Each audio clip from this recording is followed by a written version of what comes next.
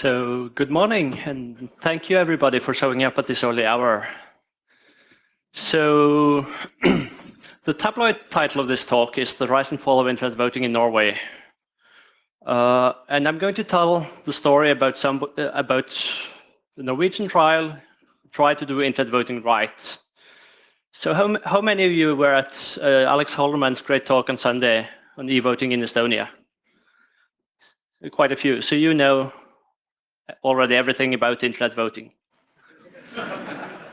So there are basically two kinds of voting systems. It's the kind of voting system you use to tell what is the best of Coca-Cola and Pepsi. And it's the kind of voting system you use to decide who do you want to be in government. And for the second kind of voting system, the stakes are a lot higher.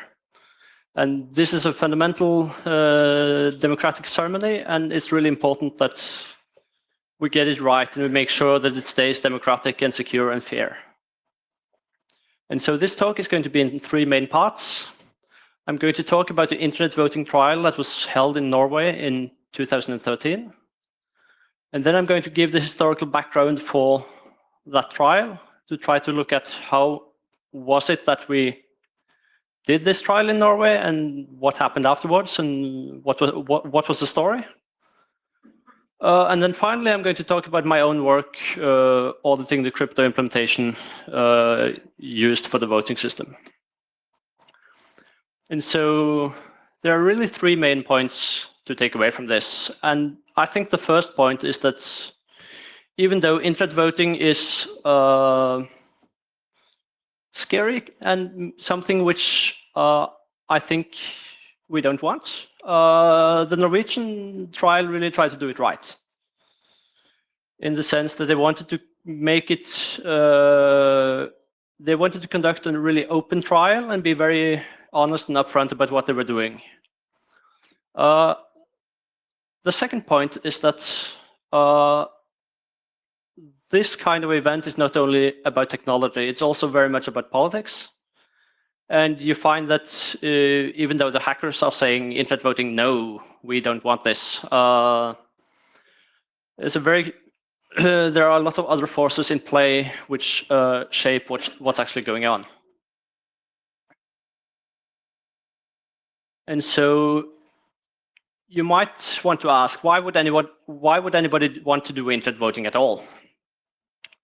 And I think the main argument 10 years ago, which was definitely pre-Snowden, and when we were, I think, as a whole, a bit more naive about the threats online, was that I can do banking online, I can do my taxes online, why can't I vote?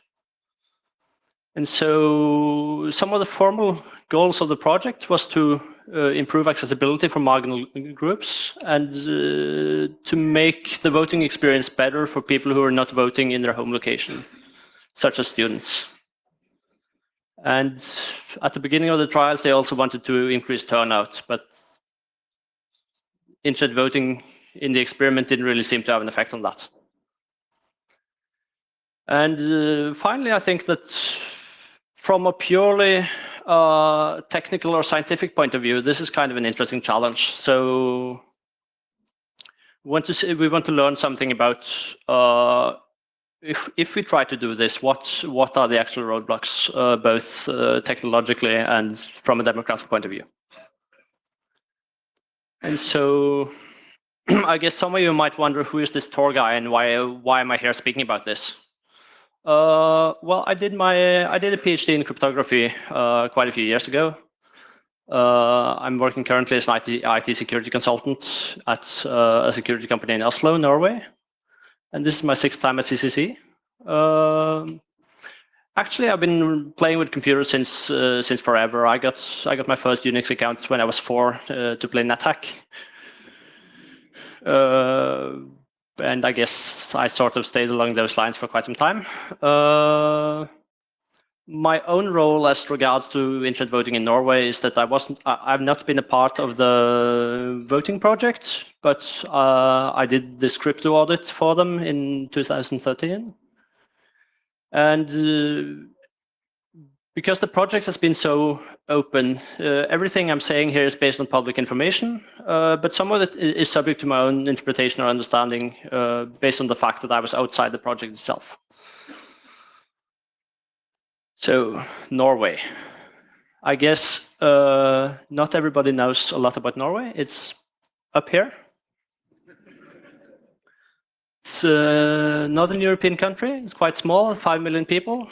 It's a stable and rich democracy, which has a really tremendous amount of public trust. So people are trustful, maybe even to a fault, of both their neighbors and of the government. And I think in this sense, Norway has a lot of preconditions for doing this kind of internet voting experiment. It's a pretty small country. It's a pretty small trial. It's politically very stable. So if something really went wrong, it would be possible to recover in a stable manner. In fact, there was in 2011 there was a terror attack against the government only a few weeks before the election and before the first internet voting trial, in fact, and we're still able to carry out the election under reasonably ordinary circumstances. And finally, Norway can afford to do it right.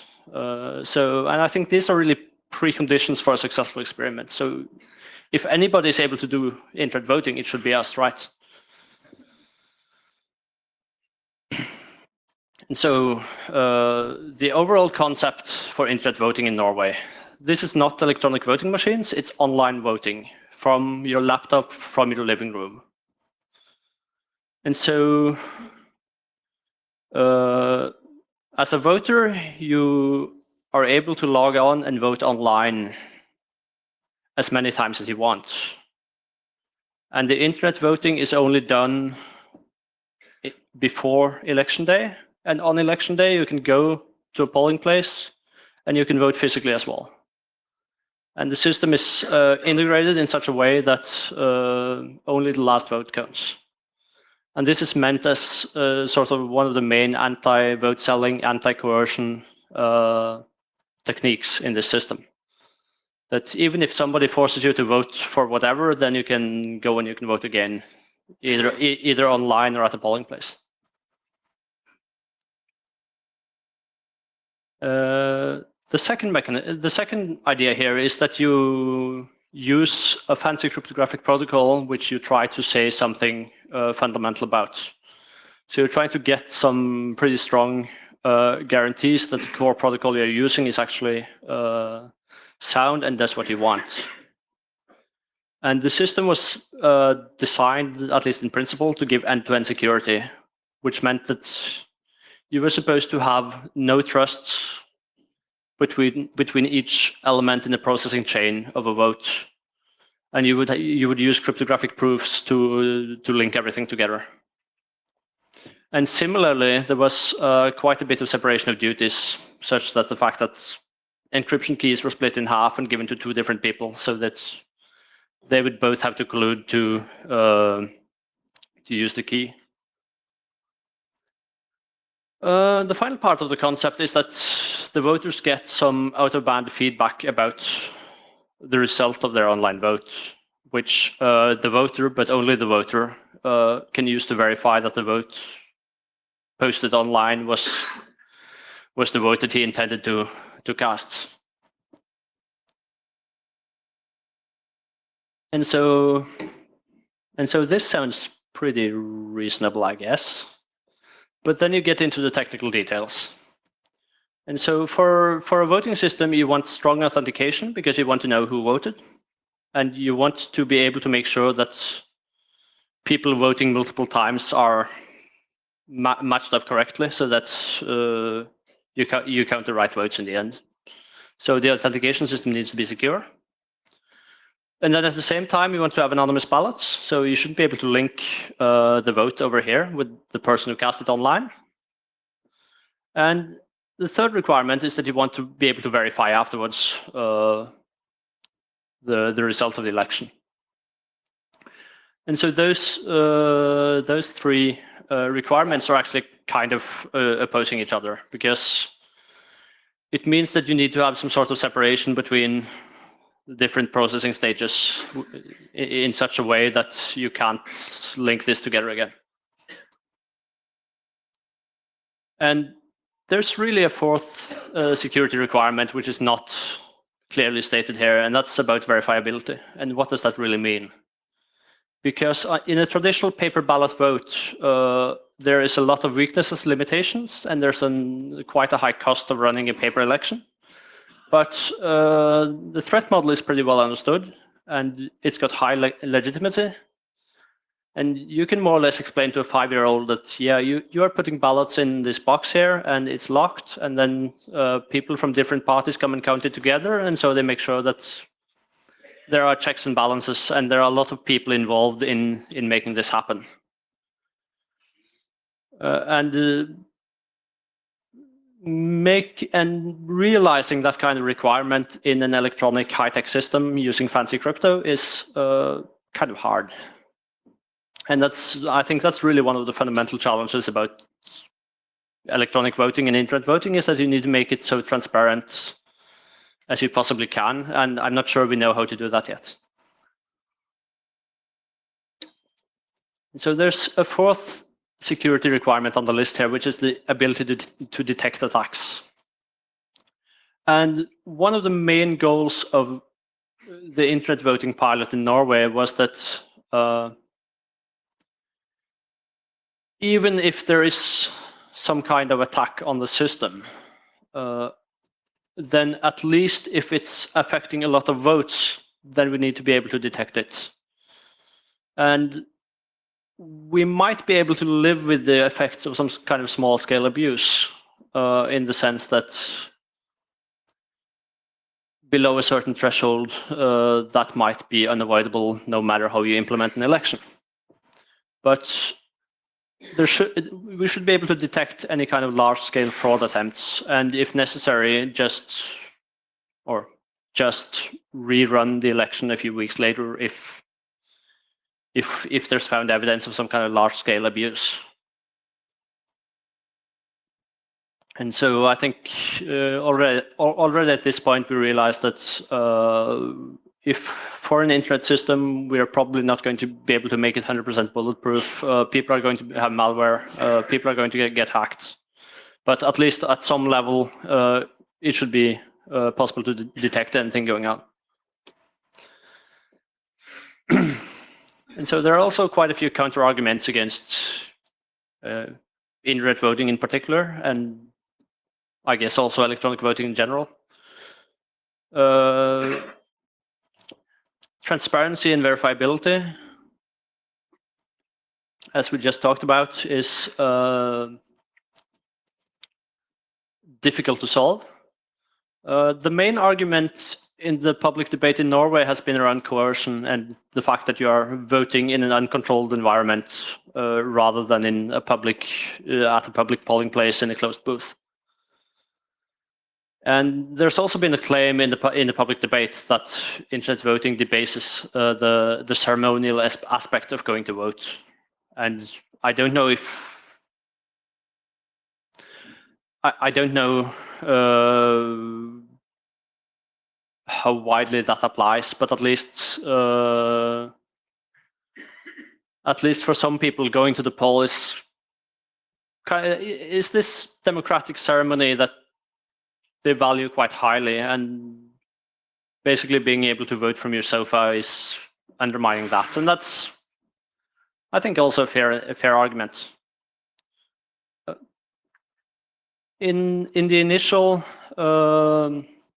risk analysis that were being done, threats like hacking were considered in general, but I think specific threat agents were considered to a lesser degree. Awareness of the nation-state kind of threats has probably increased over the last few years. And Norway as a country has had quite poor diplomatic relations with China, and we have a border with Russia, and you might think that somebody would want to try to influence the outcome of a vote, and that's clearly a threat to an online system. So I mentioned the cryptographic protocol. I'm not going to go very deeply into that because then we could spend an hour just talking about the crypto. And that's a lot of fun for a crypto geek like me, but it might be a bit narrow. From the cryptographic literature, this is a reasonably standard voting protocol. It uses Al-Gamal encryption, and it uses actually the homomorphic property of the Al-Gamal crypto system to make computations on encrypted ballots. So basically, they encrypt the voters' vote intent with Al-Gamal, and then they do further computations on the encrypted ciphertext and to do some transforms and to mask what's going on.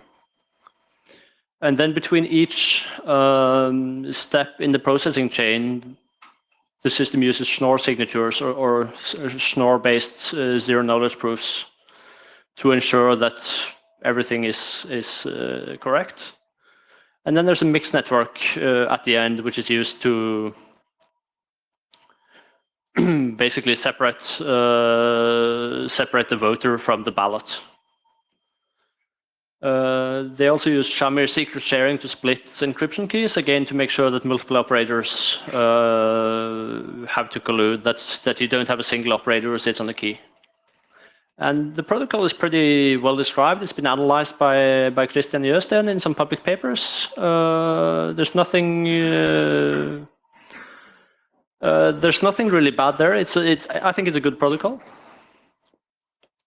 And so we come to the election trial in 2013. And the voting trial happened in 12 municipalities out of 428. And they're marked in green on the map here. I don't know if you can see it. Which meant that there were about 250,000 voters who cast about 70,000 ballots over the net. And the web page looked, well, the starting page looked like this. It's in Norwegian. It says that there's a column on the left which explains a bit about the Indirect Voting. And then there's information about how to vote and how to log in. There's a link to a video. And there's some information about the vote being secret, and you should make sure that you're in a private place when you are casting a vote online. And so the authentication for this system is based on existing public infrastructure using two-factor authentication, either with SMS or a hardware token. And then there are actually two feedback mechanisms for the voter. After casting a vote online, you get an SMS code, which is, I think, a 4-digit number or a 6-digit number,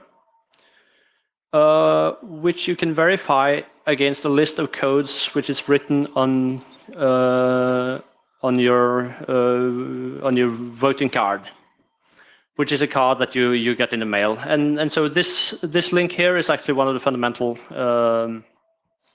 security assumptions, that this document with the code cannot be linked to the SMS code, cannot be linked to the person. In the web interface itself, it also gives you a SHA-256 hash of your encrypted vote. And the idea was that a signed list of SHA-256 hashes would be published to GitHub during counting, which meant that during counting, you could actually go online and verify that your hash was in the list if you wanted to. And so this is all a web app running on GNU Linux. I think it was CentOS. It's a Java application on the back end. In 2013, the front end was all HTML and JavaScript. So there was quite a bit of JavaScript crypto going on there. The project had a few additional safeguards. So I already talked about the feedback mechanism to the voter, which was the return codes and the ballot hashes. They also had election monitors to shadow the system operators and to basically follow them around and see what they were doing. I guess a drawback of that approach is that the election monitors don't necessarily know what the operator is typing into the system on the command line, because the interface is kind of complicated. The source code is, all the source code for the election system is public. It's under a proprietary license owned by the government, but at least they published it online. They had quite a few third-party contractors to audit the solution. There was a web app security test of the front end. There was the external review of the crypto, which was my job. And there was actually an independent third-party implementation of the vote counting module, which meant that on election day, they had two independent implementations of the counting system, which were running in parallel on the same data. And so the idea was that if somebody tried to tamper with one of the counting systems, they hopefully shouldn't be able to sabotage the other one as well. And then the entire technical system was also monitored using Splunk, which meant that the local logs were being collected continuously to a different system in a different security zone. So they had been thinking quite a bit about this. And then 5 days before the election, there was a critical bug. And so the text here says, this is from a Norwegian newspaper. It says there's an error in the encryption of the e-votes. And what actually happened was that the encrypted ballots that the voter was sending actually leaked information about the plain text because of a bug. And due to the layered security, I mean, you were voting via SSL or TLS, and then the votes were stored on a secure system, hopefully. It meant that this information should not be leaking anyway, but at least one of the security layers was quite badly broken. And it seems like a combination of luck and preparation made sure that no votes were actually revealed, but it was a very close call. And we will get back to the cause of this bug a bit later. And then what happened in 2014? Well, the project was ended. And the government decided that the government had an evaluation by political scientists focusing on the project goals, which were to increase availability and to provide solutions tailored to young voters. And they found that internet voting was popular among the voters, but turnout did not really change, and the online voters were quite similar to the voting population at large. And so the project was ended, and the BBC posted a story about this a few days later, and it looked like this. And so the press release mainly highlighted the lack of cross-political will, but it also said that most voters didn't have much knowledge about the security mechanisms in the system. And so the BBC framed it like this, and the government didn't quite like that angle. It said that BBC misreports it. And so it's quite interesting what the Norwegian government says here. It says that Norway has a strong tradition of seeking consensus in all matters regarding electoral policy.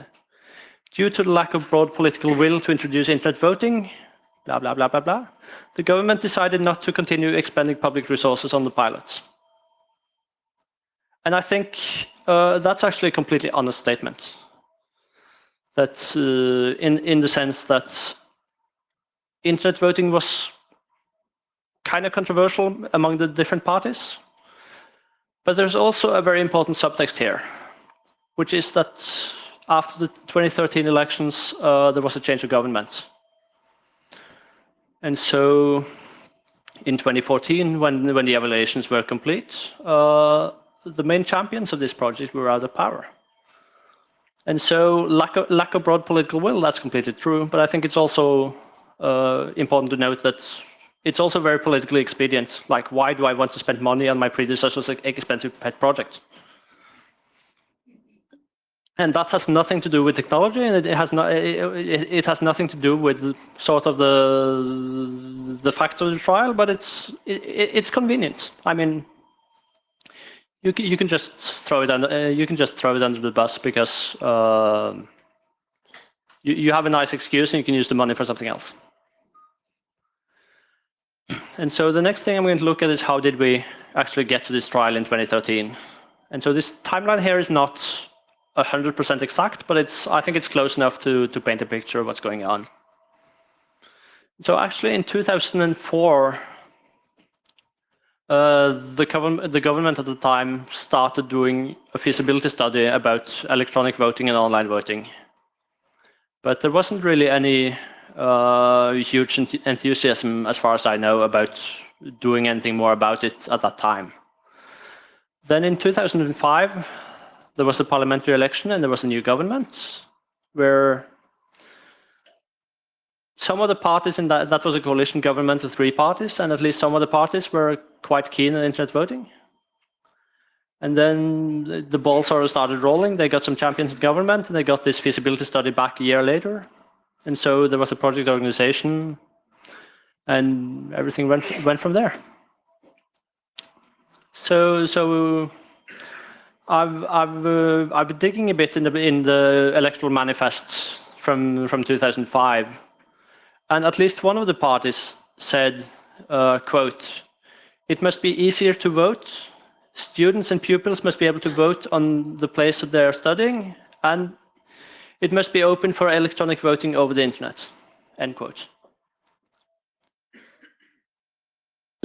And so that was in their party manifesto in 2005, and apparently they managed to get that ball rolling because there were some people who were keen on doing that. So in 2006 they got the result of the feasibility study, showing basically the state of the art in 2006. That was a 200-page report in Norwegian. It contained quite a lot of information about experiences from other countries, including Estonia. It also included a high-level threat assessment, which apparently didn't consider state-backed actors, but it considered hacking in general. But again, this was 2004, 2005, 2006. The study was circulated for comments, and in 2008, the ball started rolling. So they got some funding, they got a project organization. They started specifying the use cases and the processes and the documentation that they wanted to implement. In 2009, they got a vendor after a public tender. Actually, they got 2 vendors in 2009 for various systems. The goal at this point was to make a pilot aiming for full internet voting by 2017. And so the initial version of this implementation was finished in the summer of 2011. So this is kind of funny because it's been a few years, and then suddenly in 2010 people realized that hey, we're going to have internet voting next year. This is kind of interesting. So there finally was a bit of public debate, but at this point I think the forces in motion were such that in any case there was going to be an experiment in 2011 because it was already decided. So there were quite a few skeptical voices, and it's kind of interesting because they didn't really split along political lines. One of the most well-known political scientists in Norway, Professor Frank Aarebrot, who is a known supporter of the government who was doing this, stated quite flatly that internet voting violates human rights. And his argument again was about voting under in an uncontrolled environment and under unclear circumstances. In any case, in 2011 we had the local elections. There were, of course, as there always is in this kind of trial with a complicated technical system, there were a few bugs. Some of the main problems were actually connected to these return codes that were supposed to be printed and sent by mail. because there were some misprints.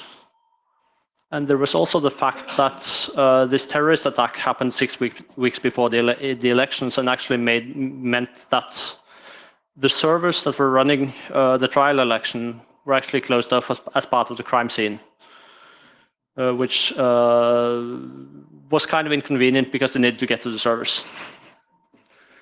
But in the end, there were 27,500 people who voted over the net, and it seemed to be an overall success. The studies showed that the e-voters were statistically quite similar to the voting public, except that when you are voting in Norway, you have some options to modify the ballot in various ways. And the people who were voting online were actually a bit more active in making those modifications, because it might be that it's easier to do it in an online environment than via pen and paper. And there were 9 invalid votes, and I'm actually not sure how that happened, but at any rate, it's quite a low number. Usually, I think they say that between 0.5% and 2% of votes or something maybe spoiled. So it's so actually even with paper voting, that number is quite high. So after evaluating 2011, they decided to continue the project, this time with a single vendor. They made some technical improvements for better anonymization, among other things. They also replaced the client, which in 2011 was a Java applet, and then they found out that Java applets are not really very cool anymore. So in 2013, they decided to replace it with a brand new JavaScript crypto implementation, because JavaScript crypto is really cool. And so in 2013, we're back to where we started. There was a new election, this time in 12 municipalities. More than 70,000 votes cast online. And there was a change of government after 8 years. And so, summing up this bit, I think there were some things that went quite right in this trial. The system seems to have worked very well technically, in the sense that it didn't have any significant trouble with performance or downtime. There were few spoiled or invalid ballots. There was quite a lot of audit log verification, which did not show anything going wrong. And the system proved to be quite popular in the areas that actually used it. So there were several problems along the way, but at least nobody discovered anything that they really hadn't thought about. And on the other hand, there are also quite a few difficult areas. There is a trade-off between security and sort of verifiability and testability. Like the fact that it was quite hard to provide runtime monitoring for some of the systems because of security concerns. The voting cards and return codes, so the physical artifacts caused a few problems. Key management and separation of duties is always hard. One of the really important aspects here is the voter understanding of security mechanisms and the ability to verify what's going on. And one thing which was noted was that quite few people were very diligent about checking the return codes, and even fewer people would actually go to the step of trying to verify the SHA-256 hashes. And that's kind of understandable. On the other hand, it means that having those mechanisms available doesn't necessarily mean that people will use them. And there was a phishing demonstration in 2011 where, as an experiment under controlled circumstances, a professor at a local college set up this phishing page, which looked like the real page, and tried to get information about the return codes from the voting cards from the voters. And that's the key piece of information which links the voter to the SMS verification. And that was no problem because phishing works, right? And so you have these kind of problems. You also have the entire complex regarding secure software development, and also, of course, running an online system and keeping it secure, which we know is hard. And so, because of this, before the 2013 election, it was decided to run a technical review. So I think a problem here was that even though the source code was public, it didn't really get a lot of public scrutiny. And the project didn't really succeed in making the tech community engage with this. And after the fact, I was reminded a bit of this when the Heartbleed bug showed up earlier this year, in the sense that kind of like OpenSSL, you have this huge bit of security critical code, and it's open, but the barrier for somebody to actually look at it is kind of high. And there were a few exceptions. There was this phishing experiment that I talked about. There was also a report on code quality, which actually was quite simple. There were a couple of researchers who just ran some automated tools and saw that they got a lot of flags and did some basic analysis of those findings. And it gave an indication that the quality of the source code might not be very good. But anyway, the project wanted to get more information, and so I got this assignment to perform a third-party review of the cryptographic primitives in key generation implementations. And there were some quite big constraints on this review. One of those constraints was the time frame, because this was in the summer of 2013 and the election was in September. And if we were to find something and actually do something about it, there was quite a limited time frame to do it. There was also a question of manpower, because it was in the middle of summer vacation in Norway, and so I did this analysis by myself in a limited time span. I would have loved to involve more people and done much more work on it, but basically the resources weren't available. And so I got this assignment, and I said, okay, what does this thing look like? Well, there's a subversion repository. So first thing you do, grab the code. Second thing you do, try to build the code and discover that the code doesn't build.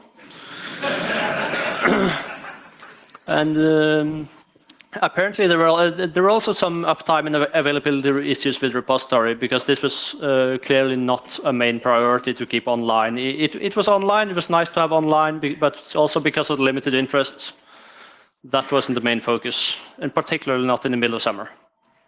And so, okay, next thing you do, you start to look at the system documentation, and you see the deployment diagram, and it looks like this. And so it's kind of a problem that for security systems, you want to keep things simple. For internet voting, you need to keep things a little bit complicated, because you need to keep everything separate. And so here you have a whole bunch of systems doing different stuff. Several of the servers here are air-gapped, but this is just a huge amount of complexity right here. And so you look a bit more closely at the code, you see this, oh, it's 200,000 lines of Java. And that's source lines. That's no comments, no white space, no unit tests, and I think also the modules that are not actually used are excluded. So it's quite big. This is code which is part of the project. It's not third-party libraries. These are kind of also approximate sizes, because when I was looking at the source code, I found out that it was sometimes quite hard to determine whether a specific Java class was part of the production system or not. That was actually quite hard to figure out. And I had a recurring problem trying to map the high-level description of the system to the source code, because that wasn't really well documented. And so, okay, next thing you do, you run some automated tools. Somebody had done it before, so I did it again. And this is only from parts of the code base, and there are, I don't think you can read it, but there are several hundred yellow or red findings from Firebugs, which says that, okay, this might not be critical, but it's pretty clear that the dev team is not using automated tools proactively. And so actually the hard part here is that you get so many warnings that it's hard to determine which ones are serious and which ones can be ignored. And so it looks kind of perfect. Just from this high-level analysis, you get some kind of idea that the complexity of the security system is quite high. So to summarize some of the findings from just going on a code safari, there's some trouble with the separation between the security logic and sort of the business logic, the sort of voting process implementation. As I said earlier, I had trouble mapping the high-level design to the implementation. And also because the project used Spring and they used dependency injection, it was quite hard to read the code and to see what was actually going on, because you had all these dependencies to configuration and runtime setup. Basically, it's pretty heavy lifting just to get into the code. And my focus was not the code in general, but the crypto. Well, there's a huge amount of crypto here. And so there's a huge amount of low-level crypto. And it's quite clear that the developers who made the system clearly know a lot about crypto.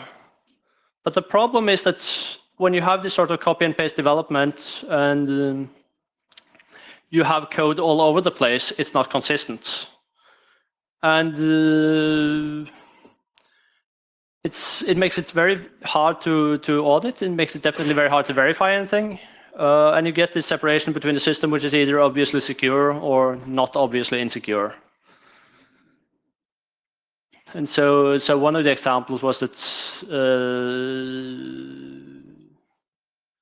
I can get to that later, I think.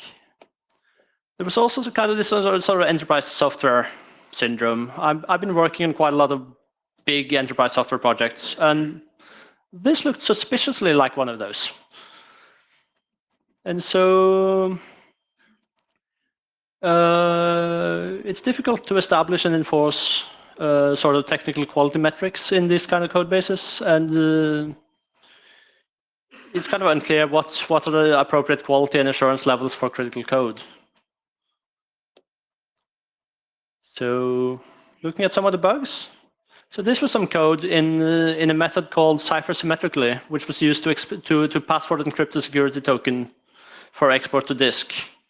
And so the really bad thing here is that there's actually a developer hand coding this thing.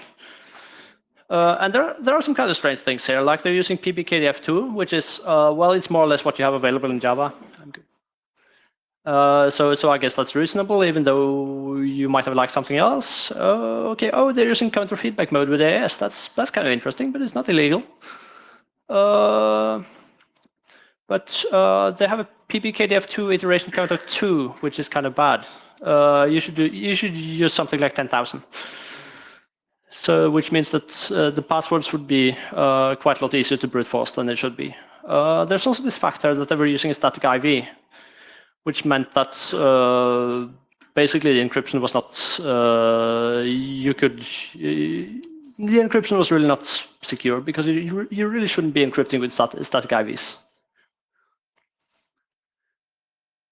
And so there's also an inconsistency here in that they're suddenly using counter feedback mode and PKCS7 padding, whereas elsewhere they're using CBC mode and PKCS5 padding. So it's varied. There was another bug I found which was related to Shammai secret sharing, which is really secure if you implement it right. Actually, it's mathematically, you can prove that it's mathematically secure if it's implemented with proper random numbers and you do everything correctly. But they didn't, so the security proof broke. And so this is a kind of crypto vulnerability that probably couldn't be exploited, but it's well, who knows? You would have to analyze it to tell. And then there was a lot of weirdness, such as in one place, they were using MD5 to verify file integrity for some temporary files, and they were saying that, oh, but integrity for these temporary files is not really important. And I say, well, but you shouldn't be using MD5 anyway. There was a really strange custom implementation of data enveloping. So instead of using some sort of standard encryption envelope to encrypt data, there was some custom code for it. There was a secure audit logger, which was, when I was analyzing the code, I said that, aha, this secure audit logger is not secure against truncation attacks. But then, in this case, this was a problem which was not being solved by crypto. They were solving it by using Splunk to gather the logs on the fly. So that even if you could truncate a log on the server, you would capture it in Splunk and vice versa. So they had actually thought about that. But so during key generation, there was some sensitive plaintext being written to disk, which was kind of silly. This was on an air-gapped server, so it would be hard to get to, but maybe you shouldn't write it to disk.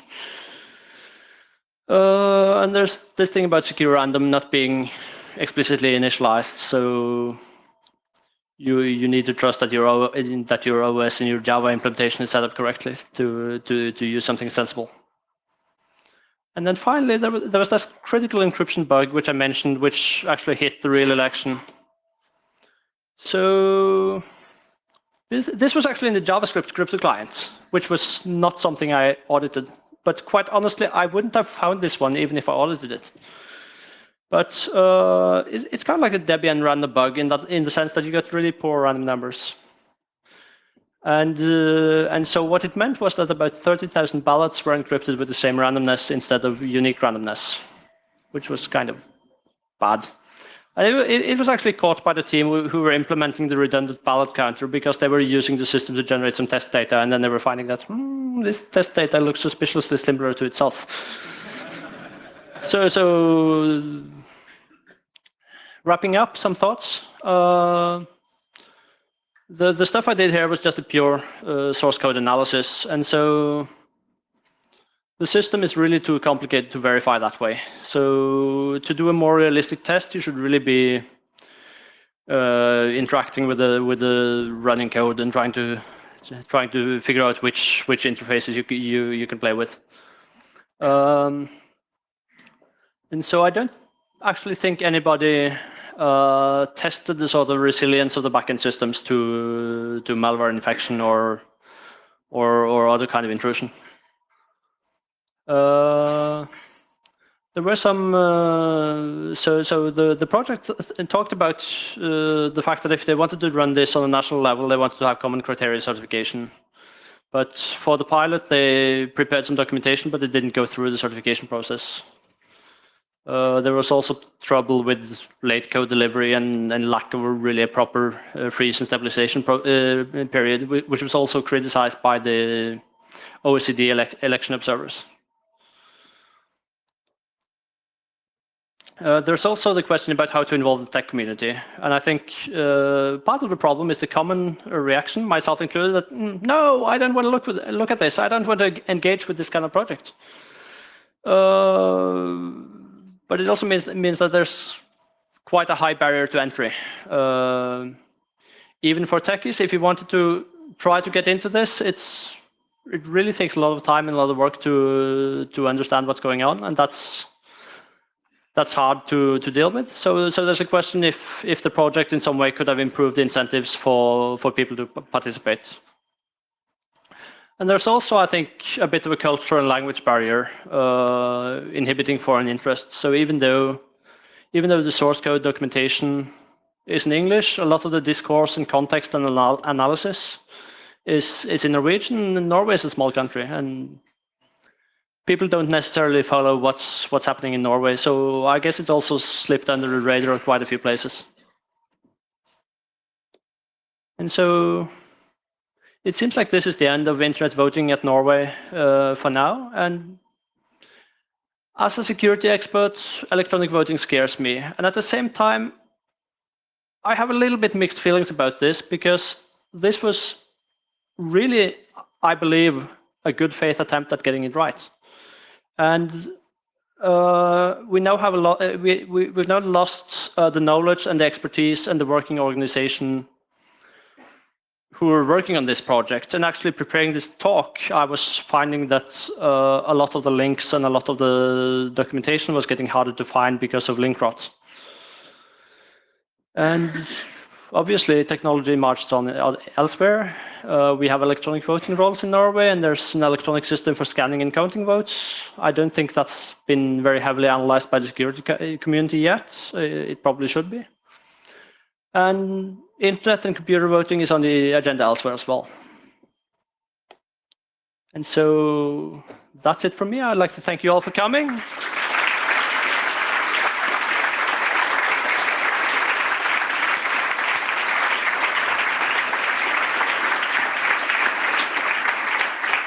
Okay, now we have about 10 minutes for question and answers. If you have questions, please line up at the microphones. Do we have questions from the internet? Yeah, we do.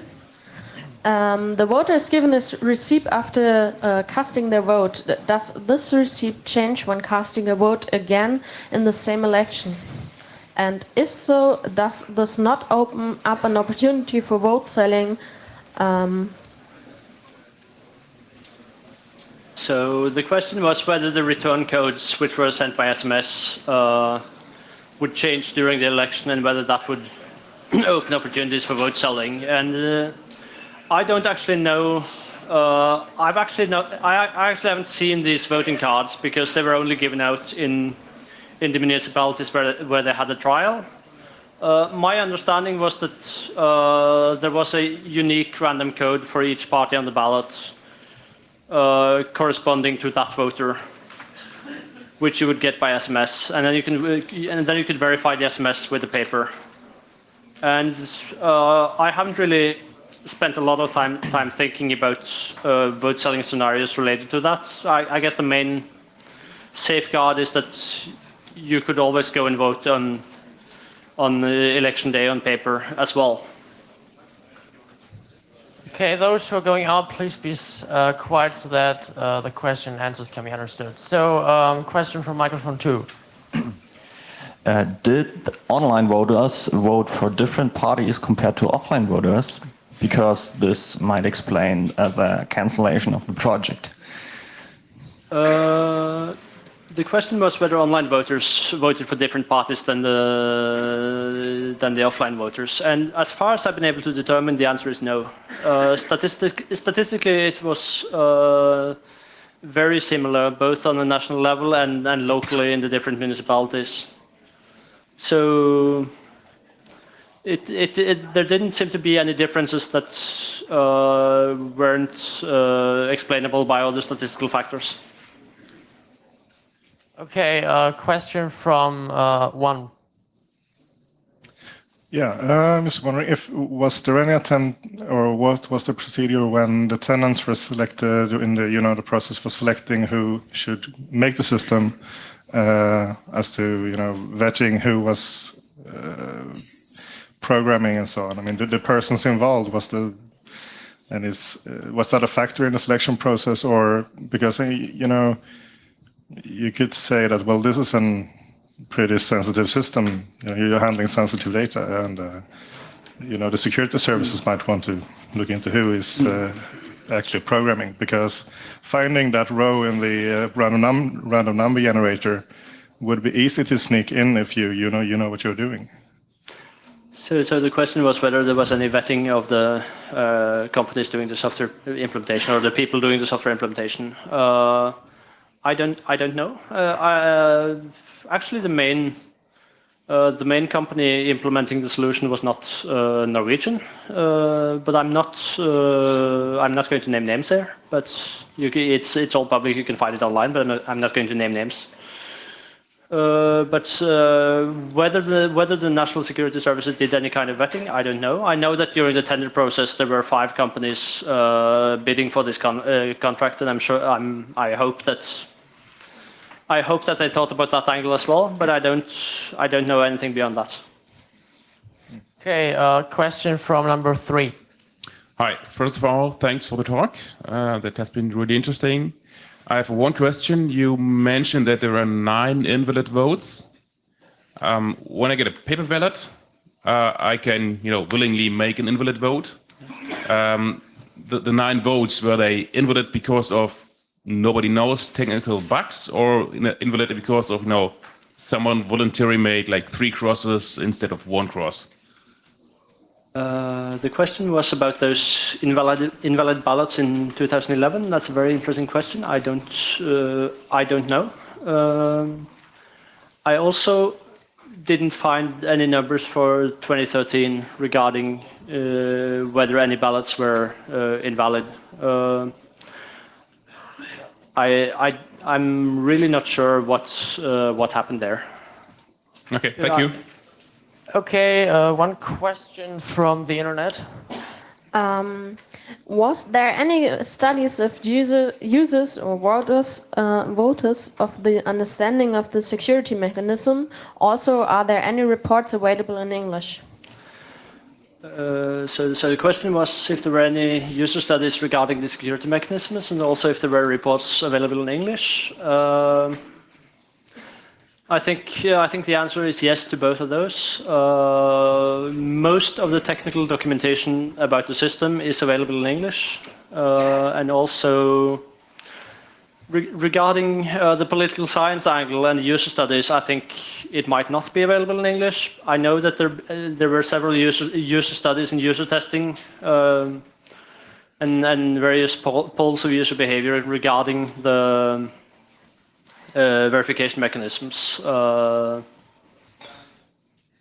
which is, I think, also the source to the fact that a few voters are verifying, but not very many. I think it's also a valid question to ask how many percent of the voters should do a manual verification to get some sort of statistical guarantee. I don't know. Okay, from number 2. Are there any countermeasures against an inside attacker? Especially, can the voter verify that there have not been added any additional votes? I think the voter would be able to verify as long as he or she would be able to receive SMS for that number. As for countermeasures against insider attacks, we had the election observers, and there were also the fact that they used the secret sharing to split keys, so that you had to have 2 operators at the same time. And there were, of course, access controls and so on and so forth, meaning that there was physical security at the site. Okay, from 1. Yeah, hi. So I was wondering if they actually looked at other existing systems, and if you looked at other existing systems, and maybe just generally, do you think it's a good idea to try to make a system that doesn't have those failures? The question is whether I have looked at other systems and whether they had looked at other systems and whether it's a good idea to do this. The project certainly looked at other systems, both in 2006 during the feasibility study, and also upfront before they started the project as such. I did not have the opportunity to look at a lot of other systems when I was looking at this because I was in a hurry. But of course, I'm familiar with the e-voting in Estonia and so on. Personally, I don't think this is a good idea, but I think that in order to get that message through, you have to engage both on the technological level, but also on the policy level. Okay, since the time is almost out, one last question from 2. Yeah, I was wondering if you have any ideas about changes to language or workflow used to result in better quality source code. I think from my point of view as a cryptographer and an engineer, my perspective would be to try to isolate and encapsulate the cryptographic code as much as possible. regarding more general software development techniques for guaranteeing high quality and so on and so forth, I'm probably not the person to answer.